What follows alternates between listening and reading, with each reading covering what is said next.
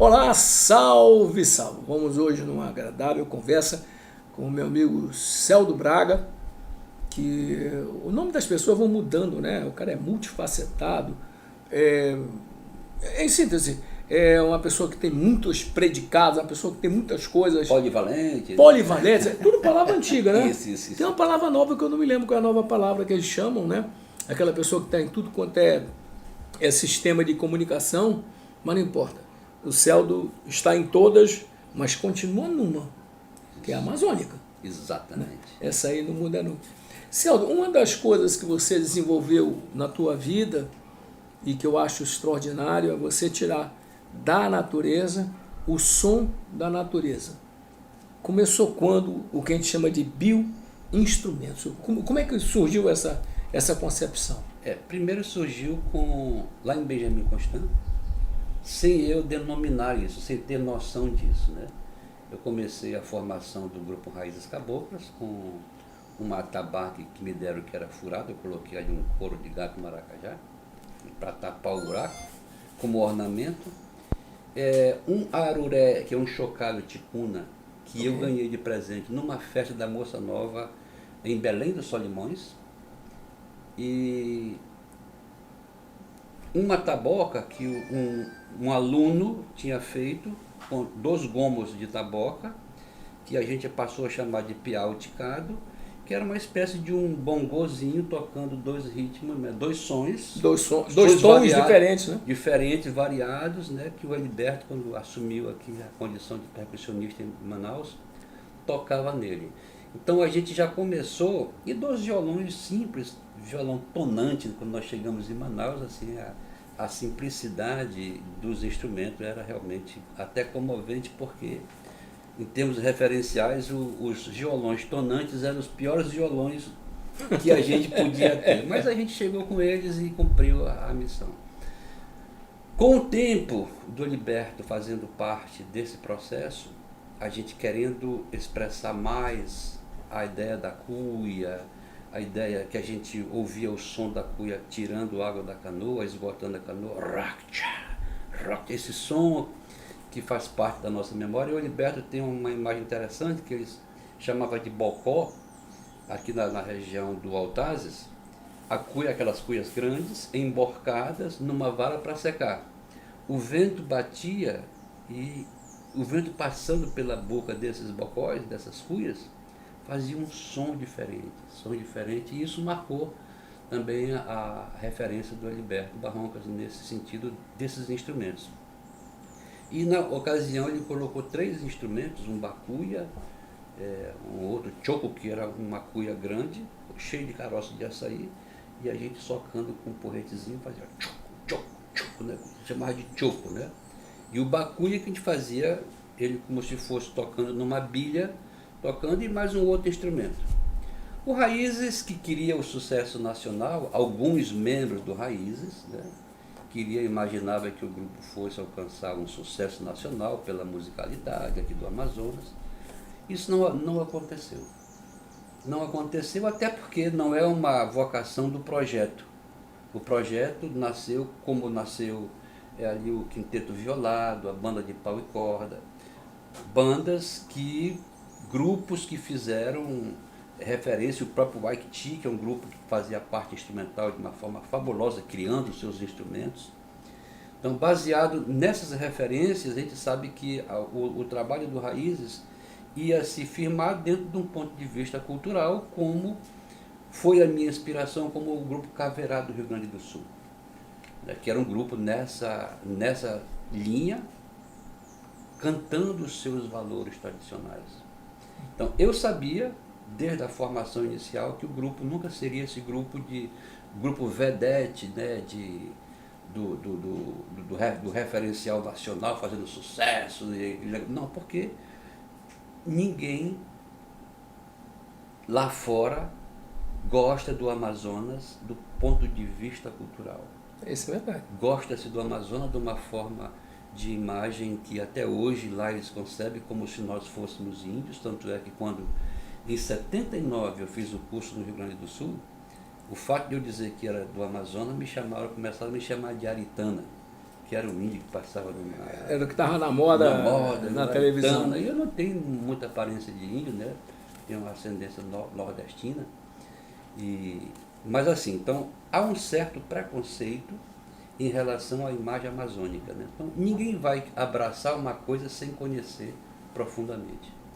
Então, ciente disso, eu sabia que o meu papel nesse projeto era firmar um trabalho de tradição, cantando os valores da nossa região. E aí que entra os Sonhos da Floresta. Eu querendo realmente mostrar para Manaus que a parte mais difícil, em todas as escolas que eu passei, na universidade, nunca um aluno me respondeu o nome de 5 árvores do nosso paisagismo. Compreendo. Não sabe. Ao contrário, você sabe que eu fui contra, eu publiquei, nunca eu me surjo contra manifestações políticas, mas quando eu vi colocar na Djalma Batista a R$10.000 um pé de palmeira imperial, eu digo, isso é uma agressão. É uma agressão muito grande. A sorte que depois eu bati nisso, outras pessoas bateram. O certo é que a palmeira imperial ela não se adapta bem aqui. E nem dá sombra, nem dá nada. E palmeira imperial, no lugar onde se tem tanta coisa linda. Ainda bem que depois colocaram lá ali o ipê branco, né? Celso, significa então que existem as 4 estações, só que são, para os nossos olhos, imperceptíveis. Isso. Ou eu estou errado? Não. Existem as 4 estações. Eu fiz essa pesquisa do INPA e com informações que eles me passaram, eu pude, até fiz um poema que transformei em livro, um poema chamado Estações, que fala sobre isso. Bora ouvir um pouquinho? Dá para ver. É o livro Estações. Isso. Livro Estações. É um poema só. É um poema só que vai falando só para ter uma ideia assim, mais ou menos, né? Faz um pouquinho para a gente ouvir. Quem vai além da aparência ao contemplar um ipê, percebe maravilhado o que o olhar comum não vê, que a planta guarda em seu âmago o instante de florescer. Cada lenho desta selva sabe de inverno e verão. Chegam as asas do outono, muda a paisagem do chão e revela a primavera no tempo de floração. No regime das enchentes, florescem samalmeiras, murerus, vitórias régias, dos lagos e nas ribeiras, vão colorindo paisagens dessas águas passageiras. Na passarela do verde, Catoré, Capitari, Monguba, Massaranduba, Genipapo, Murici, espalham cores e cheiros. Ah, como é bom ser daqui. No cenário do Igapó, uma pintura indescrita, as bromélias, as orquídeas, cada qual a mais bonita, dão o tom da raridade dessa aquarela infinita. Quando chega o mês de março, de menino descobri, fervilham inflorescências da bacaba, do açaí, da jarina, da pupunha, do cacho, do buriti. É inverno para as aningas, macucu, arapari, e quando sobe o Igapó é festa pro tambaqui, pescador ouve de longe o estalado taquari. E assim vai. Que maravilha! O ano todo mostrando todas as estações, né, de uma forma poética, sonora, mostrando que nós temos as 4 estações e poucas pessoas sabem disso. E o estudo disso na ciência chama-se fenologia. Informação do INPA que eu repasso com muita alegria. Sabe, Celdo, Manaus, que nós somos uma consequência do Grão-Pará, né? Isso. Então você vai a Belém, encontra muitas árvores no centro da cidade, como a gente chama, a área histórica de Belém toda arborizada, Isso. e etc. E tal. Aqui nós tivemos um momento de lucidez, de desenvolvimento que fez as pessoas ficarem cegas da nossa realidade, e Manaus passa a ser a capital que tem menos verde, embora esteja envolto na floresta amazônica.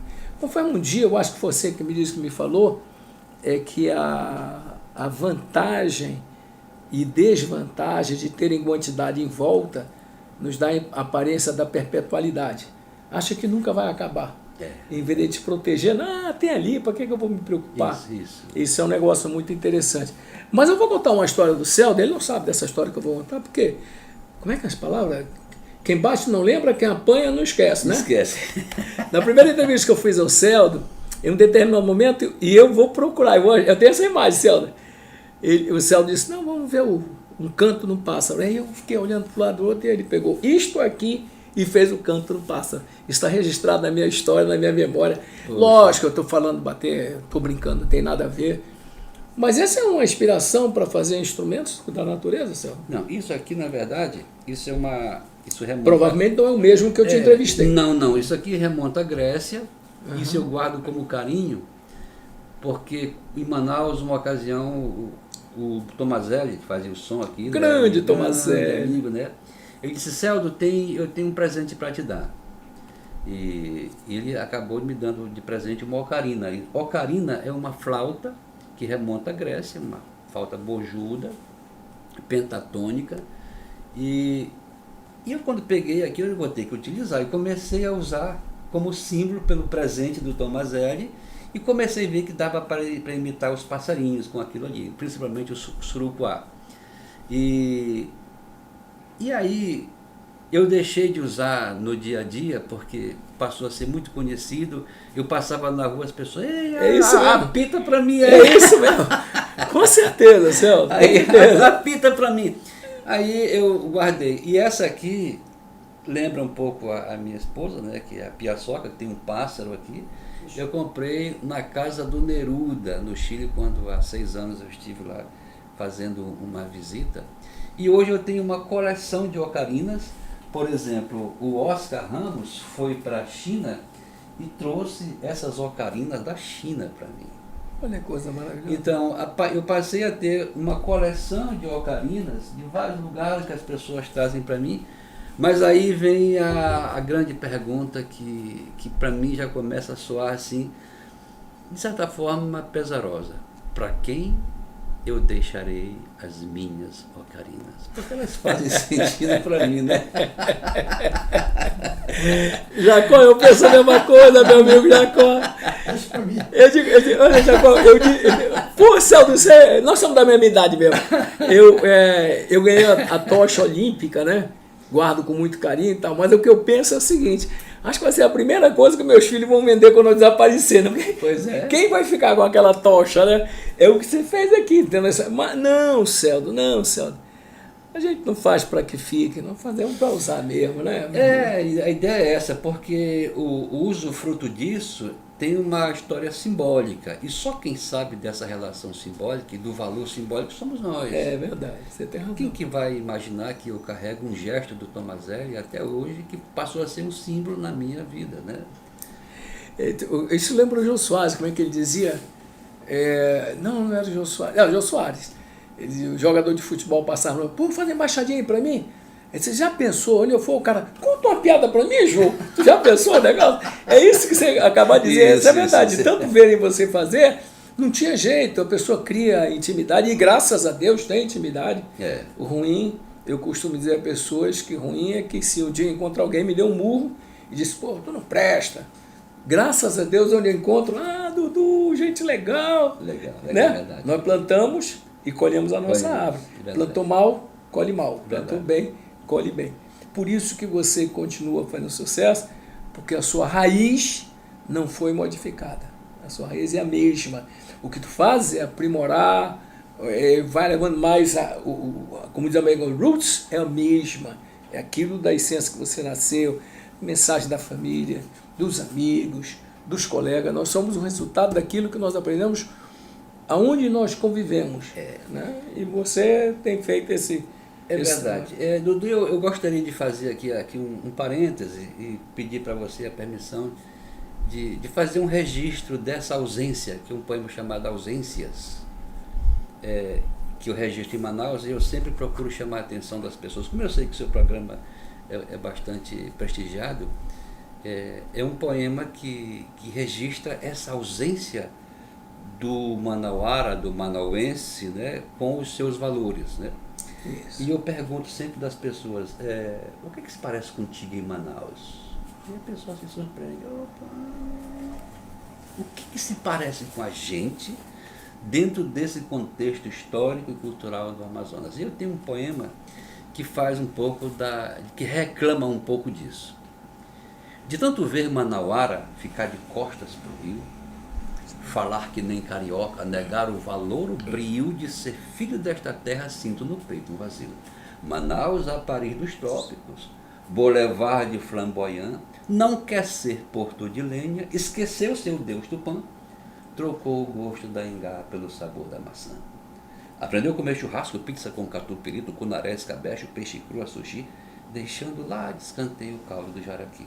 O dourado milanesa é um dos pratos do Mimi, faz a moda portuguesa cozido de tambaqui, sem o toque primoroso do molho da Murupi. Não sabe que Tucumã é palmeira com espinho, muito menos descascá-lo como quem faz um carinho. Quando é recheio de pão, passa a ser X caboquinha. Farinha, só branca e fina, um toque nem é daqui. Amarela quebra os dentes, mal conhece o areni torrada, forno de lenha prensada no tipiti. Manaus, enquanto cidade, goza status de rainha, mas quando cair em si, adoecer, ficar sozinha, não terá para remédio uma casa de farinha. Celso, historicamente, né, nós éramos Grão-Pará. Né, Grão-Pará. Depois nós passamos a ser internacional, com a borracha. E depois viramos um hiato do vazio, onde os espaços eram tão grandes que a gente não conseguia ocupar. Mas a gente ainda respirava aquilo que passou na Belle Époque, e esperando alguma coisa acontecer, aconteceu Zona Franca. Então, por exemplo, se você for ao Pará, mais do que isso, se você for ao interior, uma coisa legal, porra, é pai d'égua. Né? Ixi! Isso. Mano velho, que é isso? Isso tudo desapareceu da nossa cidade. Seria essa força desse suposto desenvolvimento que acaba nos colocando, vamos dizer, no intermediário ou num vazio, nem somos lá, nem somos aqui, essa busca da identidade, ou eu estou totalmente errado, Celso? Completamente certo. Primeiro que o que forma a identidade de um povo é o uso frequente de alguns valores, por exemplo. E a gente, ao longo da história do Amazonas, vem sofrendo vários intervalos, né? A migração do interiorano para a capital, em busca do Eldorado, né? da Zona Franca, aquele negócio todo, trouxe, além do interior do Amazonas, de vários interiores e de várias capitais da Amazônia, para o nosso convívio. Manaus tinha 300 mil habitantes nos anos 50, depois, hoje atualmente, já chega quase a 3 milhões. A maioria não de nativos daqui, mas de pessoas de outros estados, da zona rural, de outros lugares, que vieram sobreviver. Quem é sobrevivente dentro de um espaço geográfico e cultural como este, ele está lutando pela sua sobrevivência, não está preocupado com a questão da identidade, ele vai defender o seu prato, o pão nosso de cada dia. Então a cultura ela é colocada realmente dentro de uma circunstância de acidente espacial e temporal. O que nós temos efetivamente não é uma busca de uma identidade. Manaus não tem uma identidade. Por exemplo, o que marca a identidade de um povo, a primeira coisa é a sua, chama-se idioleto, é a sua forma de falar. A gente ouve um pernambucano falando, a gente sabe que é pernambucano. Isso é verdade. Se ouve um cearense, mesmo no Nordeste, a gente sabe que é cearense. Se a gente ouve um paraense falando, a gente sabe que é paraense. Se a gente ouve um gaúcho falando, a gente sabe que é gaúcho, imediatamente. Se a gente ouve um mineiro, a gente sabe que é mineiro. A primeira identidade de um povo é a forma de falar. E nós aqui não temos isso. Eu recentemente estava ralhando a minha filha, digo, olha, pelo menos marque a identidade para a sua vida, a identidade do seu pai, que tem uma forma de falar como lá em Benjamin Constant, aqui em Manaus. Ela chega no dosh, que história é essa? Que história? É isso mesmo? Aí eu digo, ei, então eu vou... Respira aí. Respira, né? É que nem um rapaz da minha cidade, passou um mês no Rio Grande do Sul, rapaz, ele chegou, bate, dá. 30 dias já virou outro Da mesma forma que eu cheguei em Manaus, um amigo meu também, que fazia turismo aqui em Manaus, ele passou um mês em Los Angeles, Seldon, rapaz. Então, Dudu, efetivamente, nós vivemos o caldeamento, né, a mescla de vários comportamentos e isso a gente tolera porque essa é a nossa realidade. Não temos por que nós buscar uma marca identificatória do povo amazonense porque é muito diversa. Olha, quando os portugueses aqui chegaram para dominar a terra, Manaus era povoada na sua grande maioria por várias etnias, mas os Manaus eram o mais resistente de todos e essa entrada começou, por incrível que pareça, pelo Tarumã. Do Tarumã para cá, porque os índios faziam a parte do Rio Negro a sua fortaleza do jeito e estilo técnico deles. E aí os portugueses vieram por trás e dizimaram os Manaus. Mas pelo menos em homenagem a eles colocaram o nome de Manaus. Manaus. Mas mataram a cultura, mataram a história. Mas também não pode esquecer que na época a tecnologia mais avançada era europeia, então o mundo foi dominado por aquele que tinha mais força.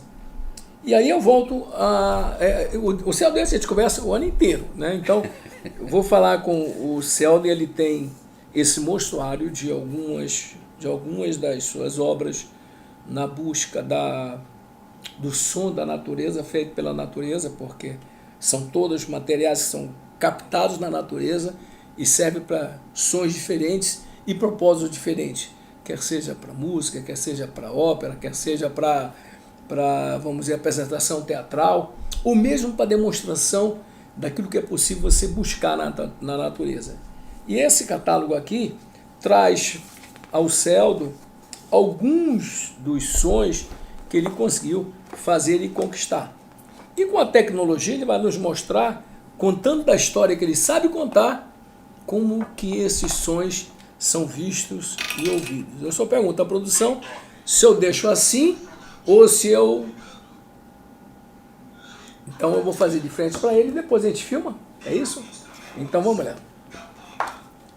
Olha, o instrumento é seu como sempre. Isso. Vamos buscar. Pois é, o interessante, depois eu quero mostrar os instrumentos de forma física para a equipe aqui, para o Dudu especialmente, é dizer que pela primeira vez Manaus toca em instrumentos criados aqui e feitos aqui. Então, pela primeira vez nós temos a perspectiva de mostrar para o Brasil e para o mundo os sons da floresta em forma de instrumentos que hoje são descartados. A cuia, que era uma vasilha presente em todos os lares da Amazônia, hoje não está mais. Com o advento dos PETs, né, dos alumínio, das vasilhas de alumínio, nós abandonamos, nós deixamos de lado a nossa cuia, né? Então a cuia retorna com o meu projeto do Heliberto Barroncas, e hoje em parceria com o João Paulo, nessa ideia de tornar vários frutos amazônicos, em especial a cuia, como instrumentos musicais. Já chegamos à monta de quase 70 instrumentos, sendo uns 30 criados por nós. E isso já está no mundo, Dudu. Graças a Deus. Veio uma empresa de Los Angeles gravar esses sons, o som de cada instrumento desse. E hoje o The Amazonic é um site que está vendendo os sons. É a primeira biblioteca de sons amazônicas no mundo. E já estamos até ganhando um royaltyzinho, né? Um direito autoral. É raro a gente pensar em ganhar, você está pensando em ganhar. Pois é. E a minha ousadia é tornar isso aqui que você vê, por exemplo, uma buzina de barco, feito numa cuia, com uma pele de látex, que é um balão. Tocou a buzina, a gente imita o barcozinho Iamazinho de 4, né?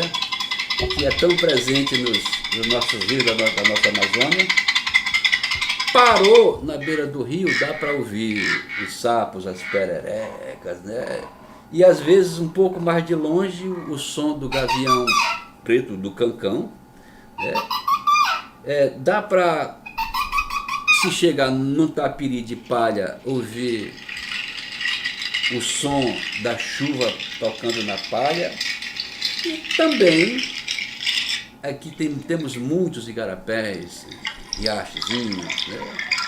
Dá para ouvir o som dos riachos, das cachoeiras, enfim. E sons exóticos, como que esse aqui, que é um trabalho de um instrumento feito numa palha de Tucumã, com um frutozinho chamado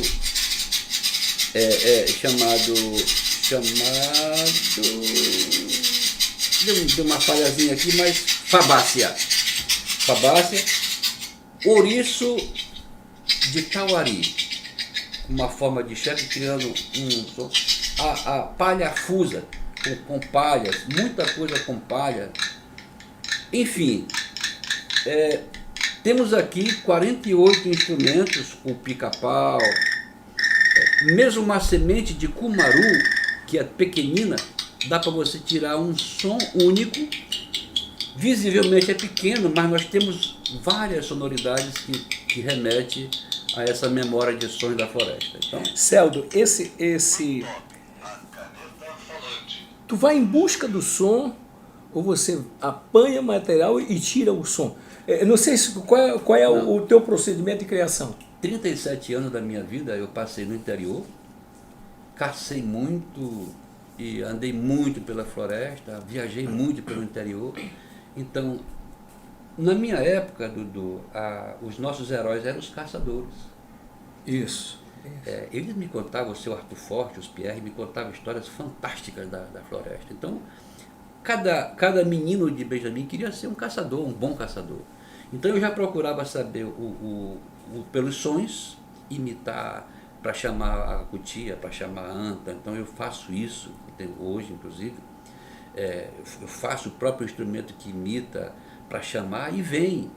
Por exemplo, o surucuá, que eu passo lá no Mindu, tá meio... deve ter alguma coisa.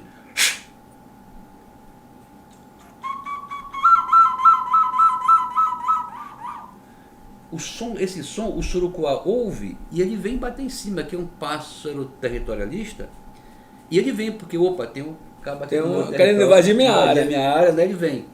Então, esse comportamento cultural vem do interior. Eu sei muitos sons da floresta. Então, quando eu ouço, pela prática, eu pego qualquer superfície de um fruto que eu toco, que ele remete ao que eu já conheço, que os sons estão em mim. Não, eu não faço um trabalho de pesquisa. Eu faço um registro dos sons que já tenho em mim, daquilo que eu vivenciei durante 37 anos. Você bem moleque, mas bem moleque mesmo.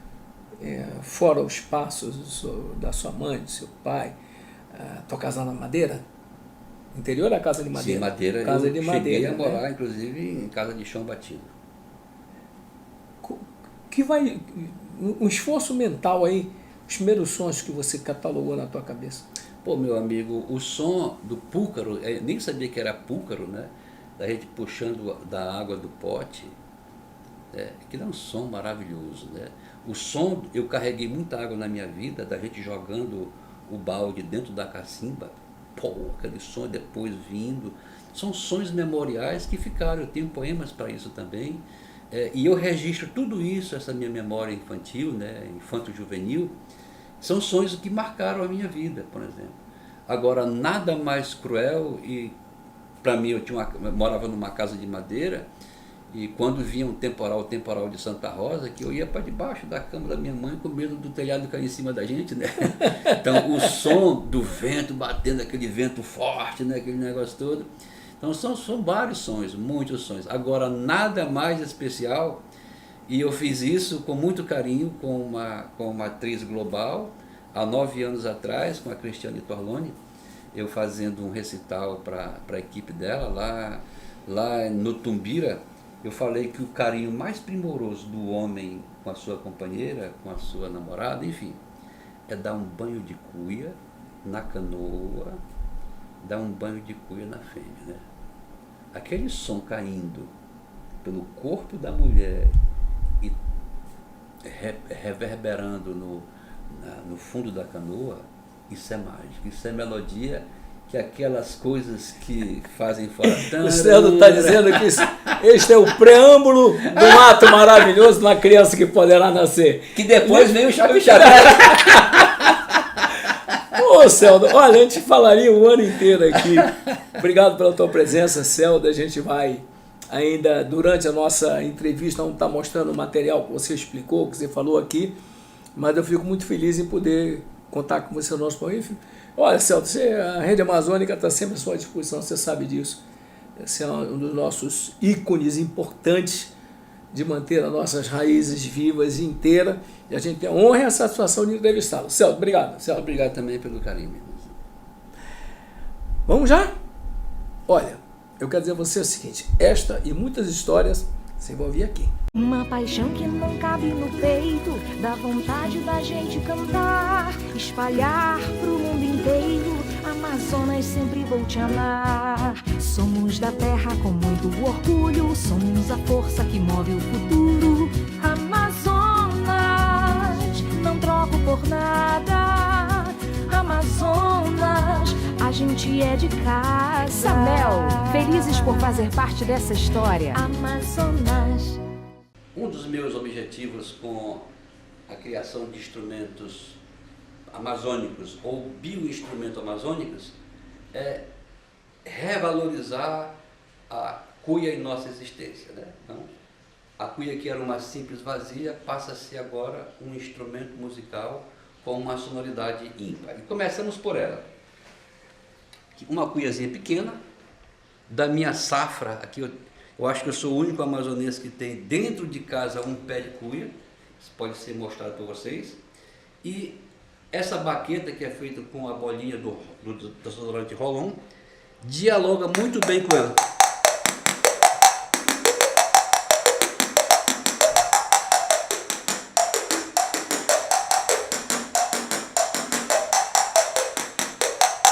Isso é um som único, tá? A partir da cuia.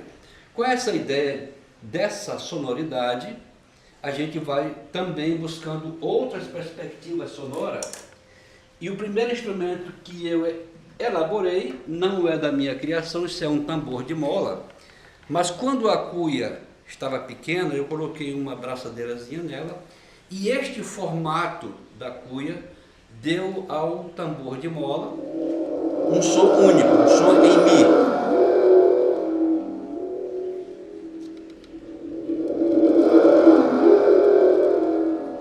Que me permite, inclusive, acompanhar uma música da minha autoria, chamada Elementos. Canto o sussurro do vento, o vento me faz lembrar o frágil sopro da vida no ato de respirar.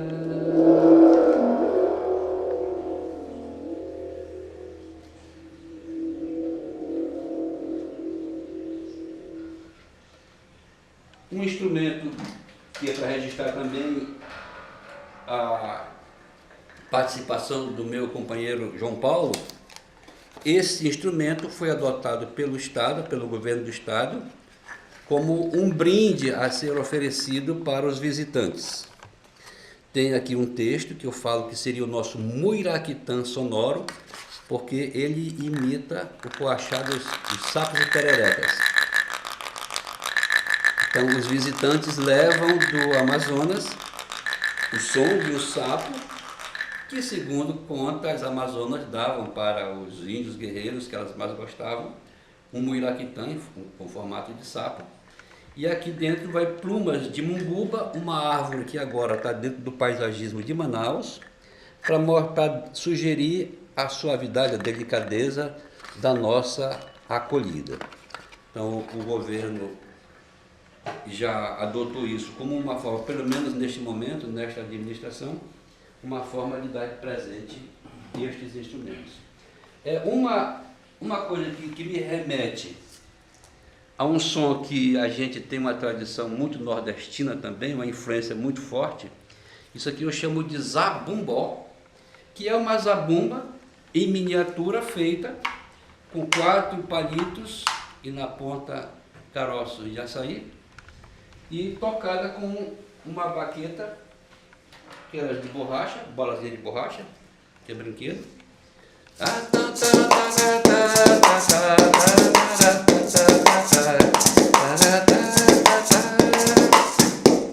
Então, simples, mas com uma capacidade polifônica, né, de mostrar que parece que tem vários instrumentos tocando ao mesmo tempo. Na mesma linha, por exemplo, o pochó também acompanha um tubo de papelão descartado, uma banda de cuia, a madeira geralmente a gente usa marupá, que tem uma boa projeção sonora, e dentro miçangas.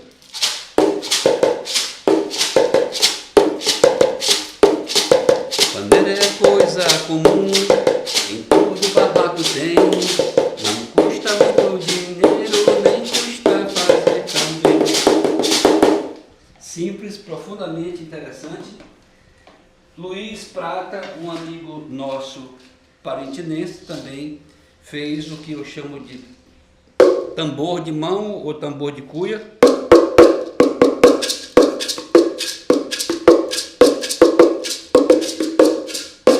Que eu aproveito, inclusive, cascos de cupuaçu para fazer.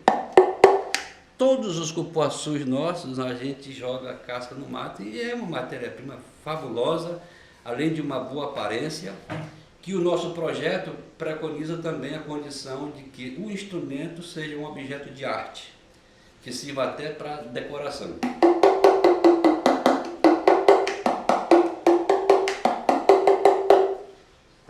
Eu, na época da pandemia, eu perguntei da dona Cuieira se ela se ressentia, se ela, com o pesar tantas pessoas morrendo, né?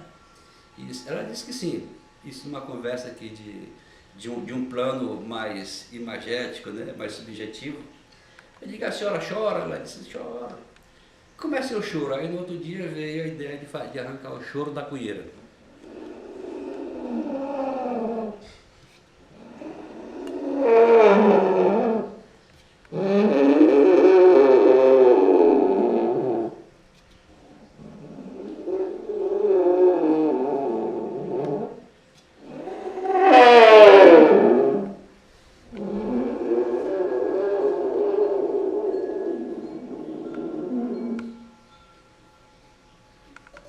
Tampinho de coco e como se fosse uma espécie de pele de animal, que a gente não usa pele de madeira ou da própria cuia. Esse aqui ganhou o nome de saracura porque ela tem um som bem parecido com a vocalização da saracura.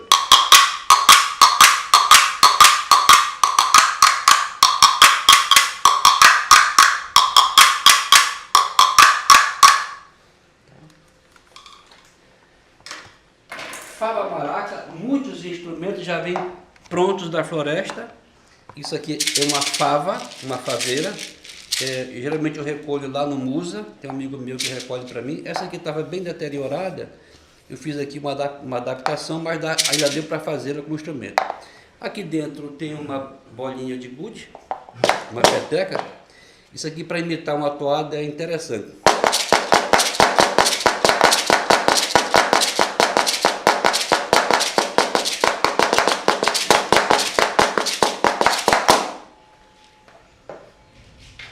Eu chamo de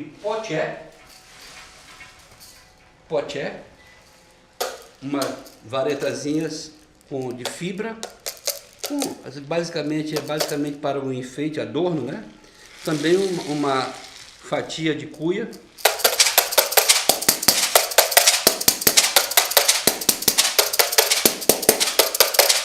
um som bem interessante também, o bocozinho, que é uma bola de sinuca dentro de uma cuia pequena, e aqui ó.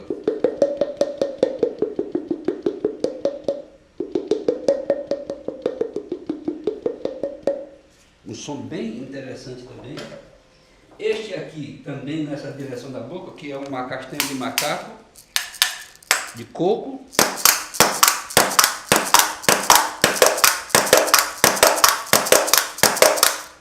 Utilizamos muito os caroços da manga.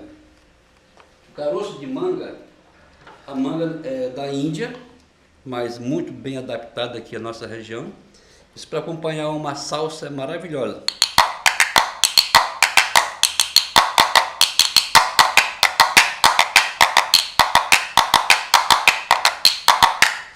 Ainda com caroço de manga, por exemplo, isto aqui, ó.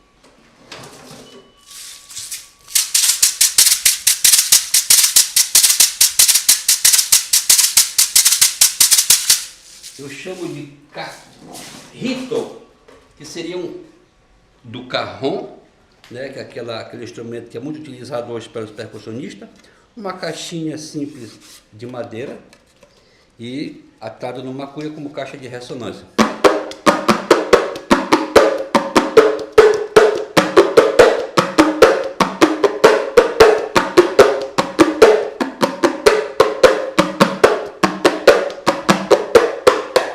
Para homenagear os nossos indígenas, a minha coleção de chocalhos, que eu vou escolher um deles aqui, ó. Vamos escolher também, vai falando aqui, manga. Aqui uma coleção de 7 chocalhos. Eu vou fazer essa referência ao chocalho de seringa, que também é utilizado pelos índios. Isso aqui é uma espécie de flauta indígena chamada japurutu, em miniatura, que faz uma...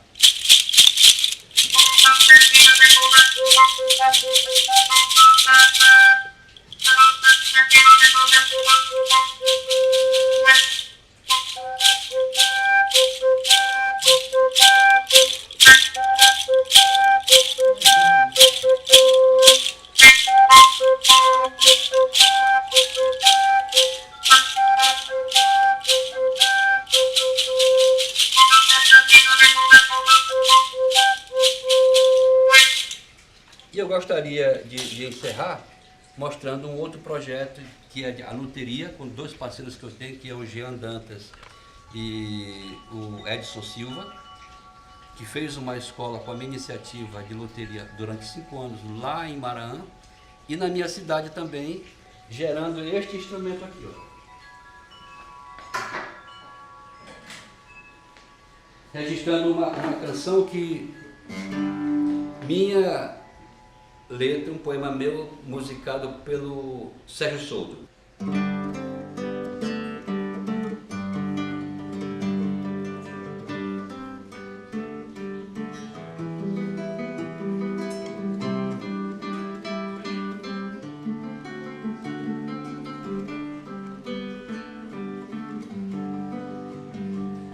Tronco escavado a ferro e fogo que ganha nas águas, o prumo da quilha, o destino da proa, um toque de arte, um ciclo da vida, uma nave cabocla, canoa.